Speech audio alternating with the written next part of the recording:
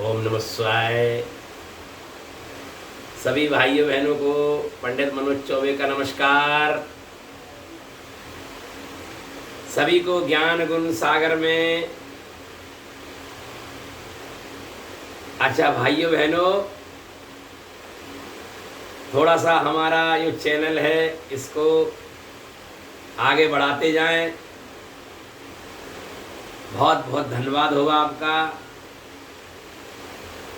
तो आज हम चर्चा करेंगे कि जो माता पिता अपने लड़का लड़की की शादी विवाह करते हैं उसमें इतने परेशान क्यों होते हैं, इतना कष्ट क्यों मिलता है उनको, जबकि बच्चे अच्छे सुंदर होते हैं, पढ़ लिख भी जाते हैं, नौकरी पैसा भी कमाने लगते हैं, फिर भी दुखी, फिर भी उनके रिश्तों में रुकावटें, परेशानी, और वो माता पिता हमेशा उसी चिंता में डूबे रहते हैं। ऐसा क्यों? इस परेशानी का हल हमें निकालना होगा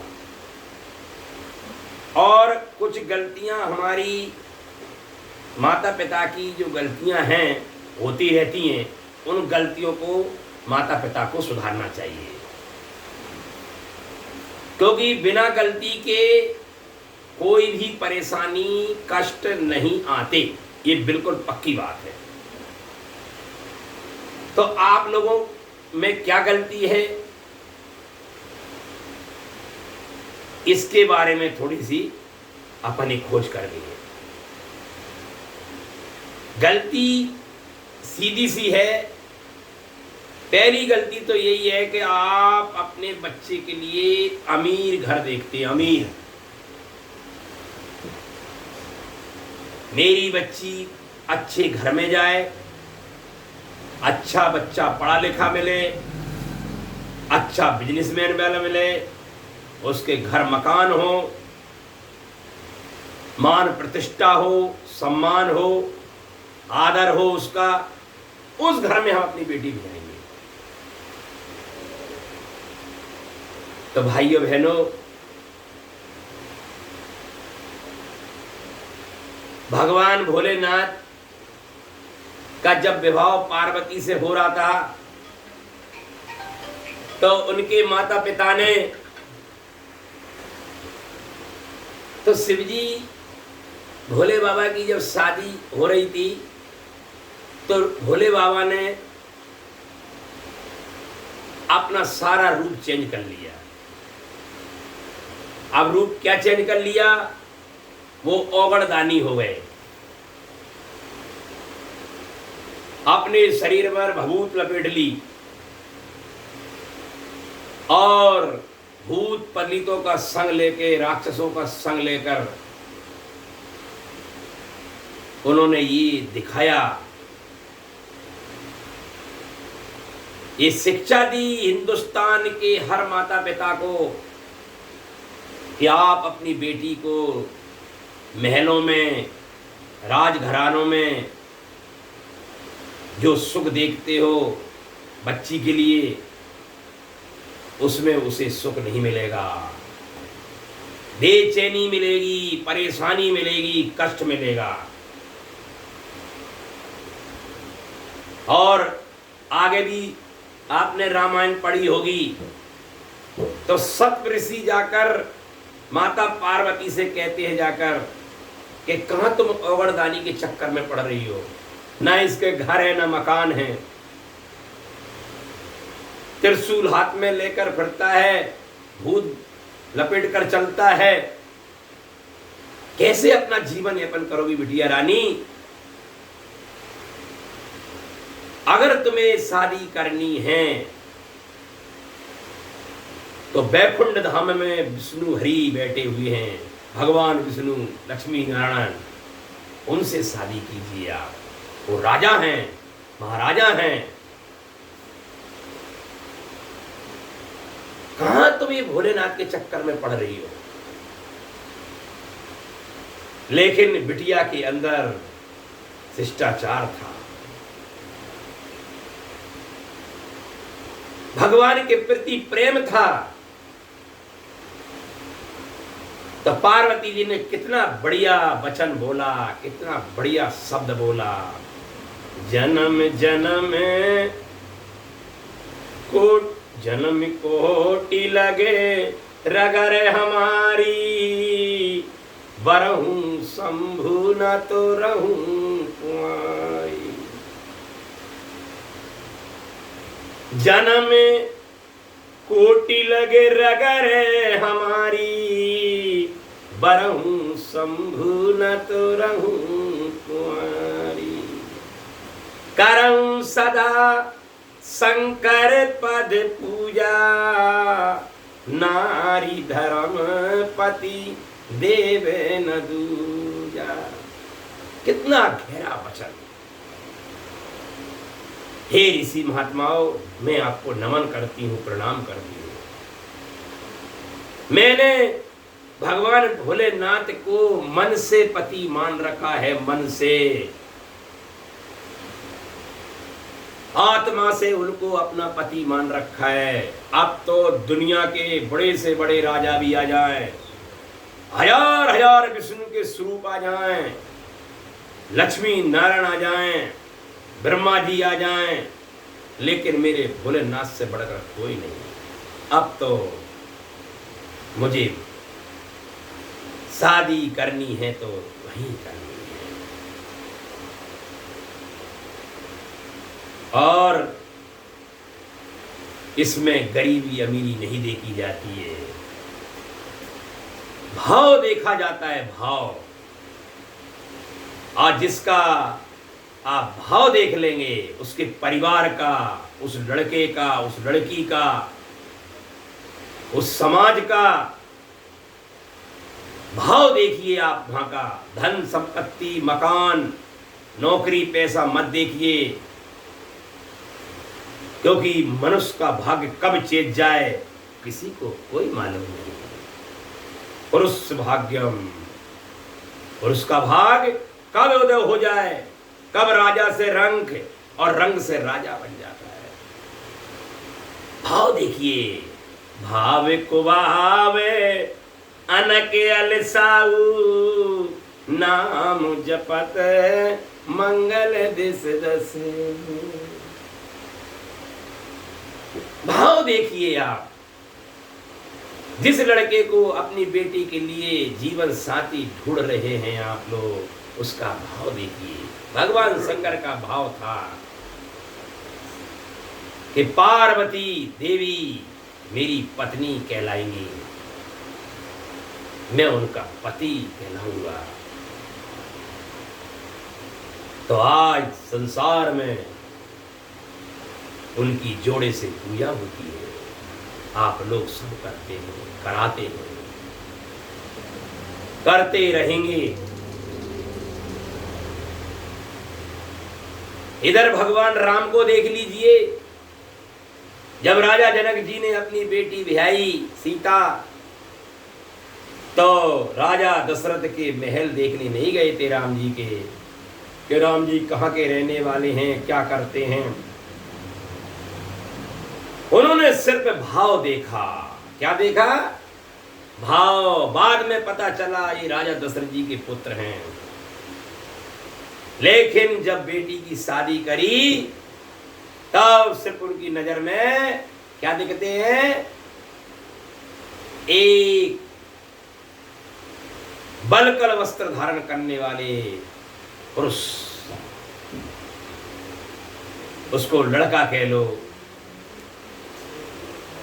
एक ऋषि के साथ। विश्वामित्र जी उनके गुरु थे। राम लक्ष्मण दोनों भाई अचानक उस नगरी में पहुंच गए, और अचानक राजा जनक जी का संकल्प था कि मेरी बेटी का विवाह हो जाए। जवान हो गई, और उनका संकल्प था कि इस धनुष को कोई उठा देगा, मैं उसी को अपनी बेटी बिठा दूंगा। और उसमें भगवान ने इस कार्य को किया। वो प्रसन्न हो गए। वहां पर योग्यता नहीं देखी, वहां पे पढ़ाई लिखाई, धन संपत्ति, वैभव, मान प्रतिष्ठा नहीं देखा, सिर्फ उनने भाव देखा। इस बच्चे के अंदर मेरी बेटी के प्रति अच्छा भाव है और मेरी बेटी के अंदर भी इसके प्रति अच्छा भाव है।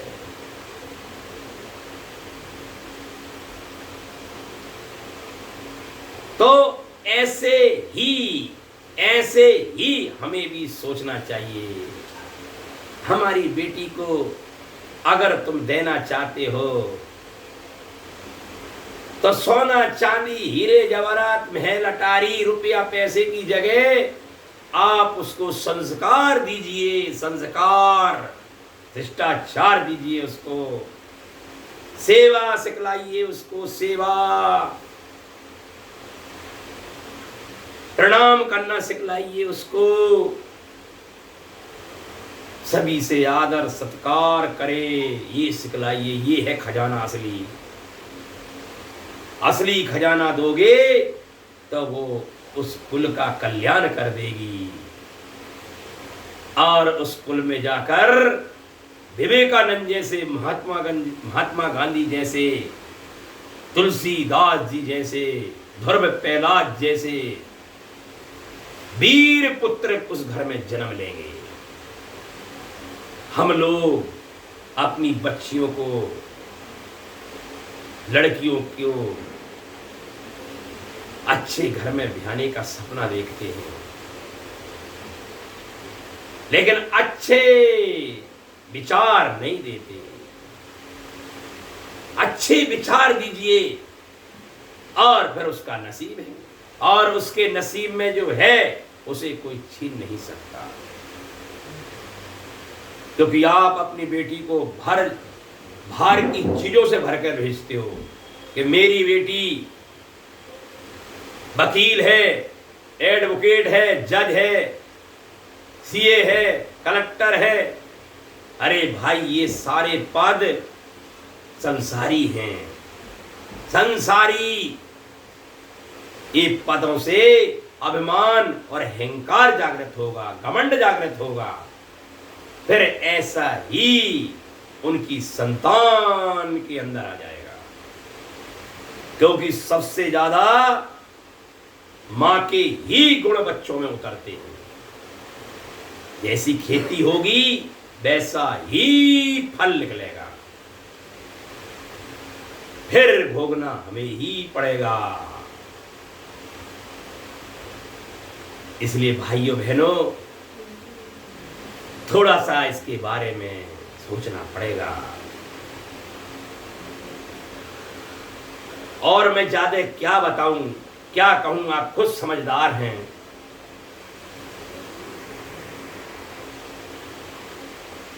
तो अब देखो, समझने वाली बात है, आप समझ लिया है ना। क्योंकि अगर हम बिटिया को संस्कार देकर नहीं भेजेंगे, अच्छे विचार, तो भैया उसका परिणाम आगे हमको दुख के रूप में ही मिलेगा, कष्टों के रूप में ही मिलेगा। क्योंकि वो गुण आने वाली जो संतान होगी उसमें उतरेंगे। फिर आपको पछताना पड़ेगा कि मैं सीए हूं, कलेक्टर हूं, वकील हूं, जज हूं, मजिस्ट्रेट हूं, फिर भी मेरा बच्चा, मेरा आदमी एवी बन गया, नशेला कबाड़ी बन गया, जुआ सट्टा खेलने वाला बन गया। मेरे बच्चे इतने खराब कैसे बन गए? क्योंकि कहीं ना कहीं आपके अंदर अहम और अहंकार की बू आ रही है, पैसे की, कि मैं इतना धन कमाती हूं, इतना मेरे पास है। क्योंकि धन एक माया है। धन से जीवन निर्भर करना अच्छी बात है, दूसरों की सहायता करना, मदद करना अच्छी बात है, लेकिन उसमें दुखी हो जाना, कष्ट भोगना, ये कौन सी बात है? और दूसरी बात, मैं आप लोगों से सबसे ये निवेदन करना चाहता हूं कि पलंग दे दोगे, सोफा दे दोगे, टीवी दे दोगे, फ्रिज दे दोगे, अलमारी दे दोगे, एसी दे दोगे, कुकर दे दोगे, तो भैया ये कब तक? एक ना एक दिन पलंग भी सड़ जाएगा, चाहे वो मखमल का हो, चाहे किसी चीज का भी बना हुआ हो, हर चीज पुरानी हो जाएगी, लेकिन तुम्हारी बेटी पुरानी नहीं होगी। तुम्हारी बेटी हमेशा बनी रहेगी उस घर में। निर्मल मन जन सुह मोए पावा, छल छिद्र कपट मोए नहीं। हर पति चाहता है कि मुझे मेरा जीवन साथी निर्मल कंचन मिले, पानी जैसा कंचन होता है ना, क्लीन, एकदम क्लीन। और आपका भी सपना होता है कि मुझे मेरी बेटी को जीवन साथी और दामान एकदम कंचन क्लीन मिले। तो कब मिलेगा? जब आपके अच्छे संस्कार होंगे, आपके बच्चों के अच्छे संस्कार होंगे, तो उसके भाग की चीज उसको मिलेगी ही। तो इसलिए मैं आपसे निवेदन करना चाहता हूं कि आप अपनी बेटी को अभिमान, घमंड, अहंकार के रूपों में ना भेजें, क्योंकि अभिमान, घमंड ये बड़े खतरनाक चीज हैं।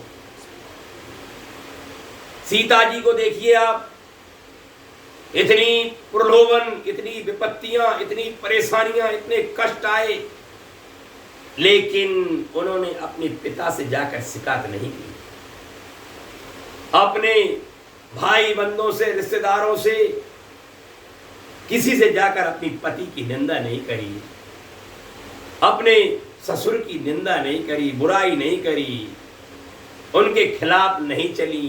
ये है संस्कार, इसको बोलते हैं संस्कार। और आज आप क्या कर रहे हैं? शादी हो गई, 6 महीना नहीं भरे, इससे पहले ही तलाक हो गया।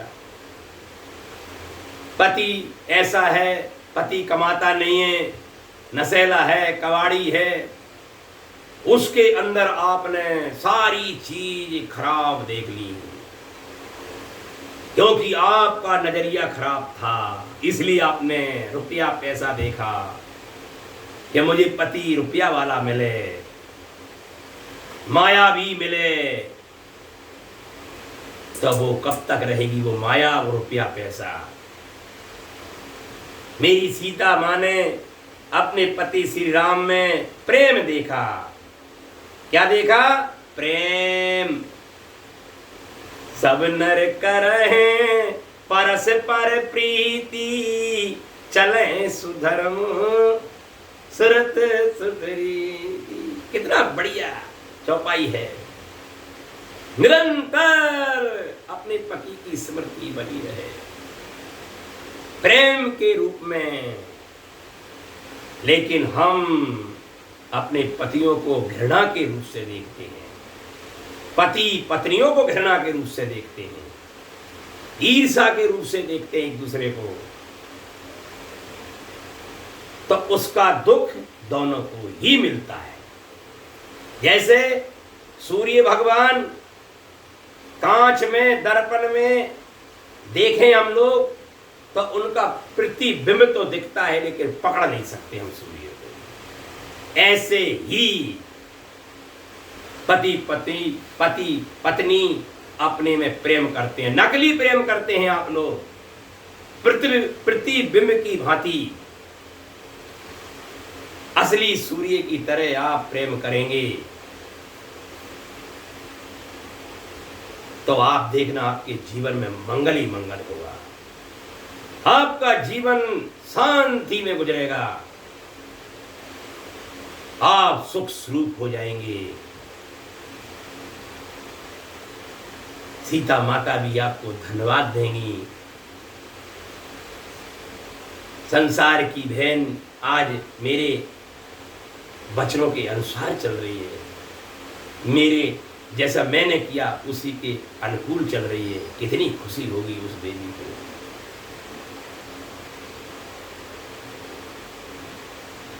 तुम्हारे भाग्य की चीज कोई छीन नहीं सकता। जब तुम्हें इतना बढ़िया जीवन साथी मिल गया, तो फिर जीवन साथी मिल गया तो उससे जुड़ी हुई वस्तुएं भी आपको अपने आप मिल जाएंगी।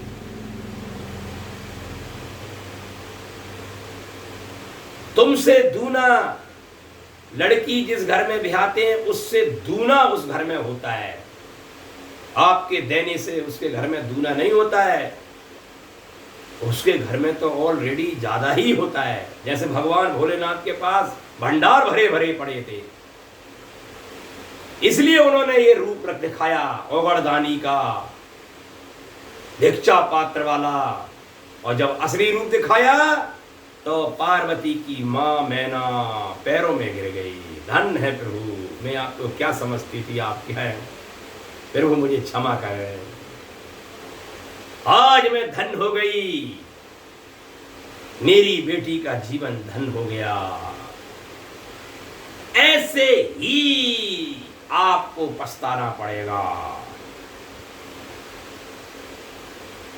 इसलिए आप लोग अपनी बिटियाओं को शुभ शुभ आशीर्वाद देकर विदा करें, कन्यादान करें। मोह और ममता और लालच दिखलाएं नहीं।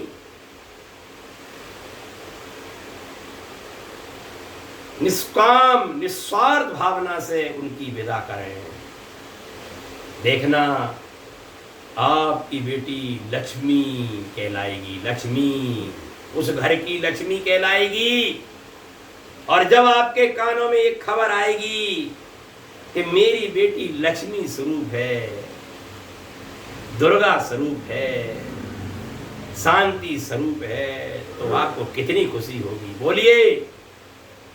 और फिर वही बेटी की आपके कान में खबर आएगी कि बेटी को मैंने वकील तो बनाया, लेकिन बेटी बड़ी घमंडी है आपकी, पानी तक की नहीं पूछती है किसी को, चेहरे पे कभी उसके मुस्कान नहीं देखी, कभी उसने किसी का सत्कार नहीं किया। मोह माया में इतनी डूब गई तुम्हारी बेटी कि उसको बड़ा छोटे का कोई भान ही नहीं। तो कितना दुख होगा आपको।